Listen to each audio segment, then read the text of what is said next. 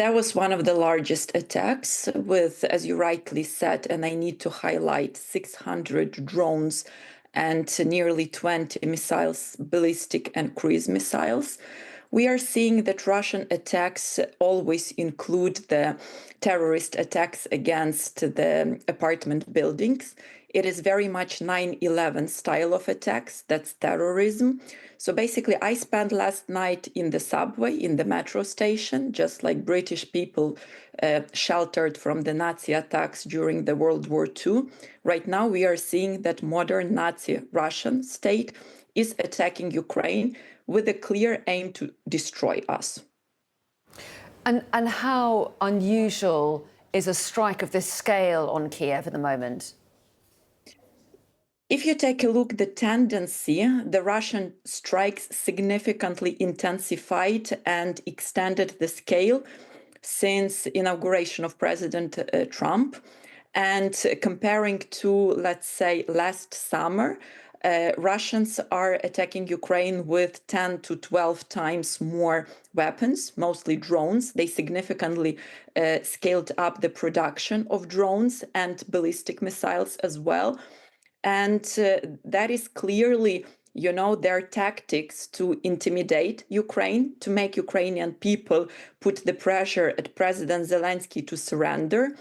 And on one hand, they are pretending that they are engaging in the peace talks, that Russians are talking to President Trump. We are listening and hearing from President Trump for actually the last half a year that 2 more weeks and then there might be sanctions, 2 more weeks and then there might be consequences. But simultaneously, Russians are doing nothing except killing Ukrainians, murdering. And you said that 3 children died. The youngest one was 2-year old.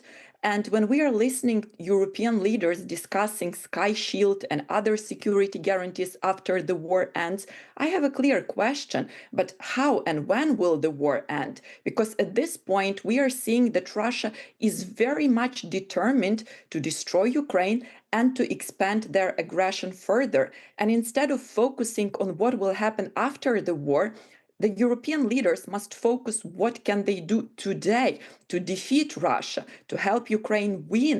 Let's say Europe has 200 billion euros worth of Russian central bank assets, and they sit on those money, and they protect those money much better than they are protecting Ukrainian civilians, Ukrainian children. And without the clear commitment from the European leaders to help Ukraine win this war, unfortunately, it will never stop because unpunished evil always grows. And how would you describe morale in Kyiv this morning? Well, of course, people are very tired.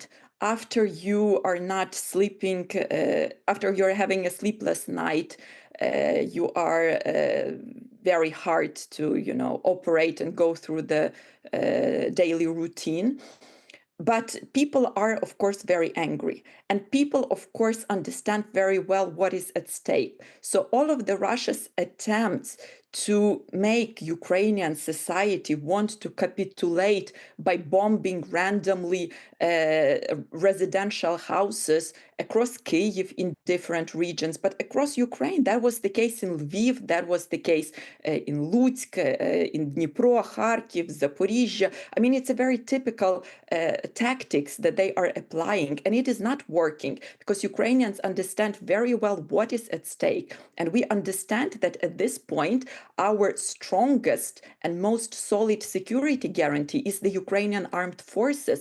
And we have to make sure everything that we can, that they are equipped with all of the necessary equipment in time, and that they are staffed and have enough men to be able to deter and push back Russian aggression. Well, Olena Halushka from the International Center for Ukrainian Victory, we appreciate your time this morning. Thank you very much indeed.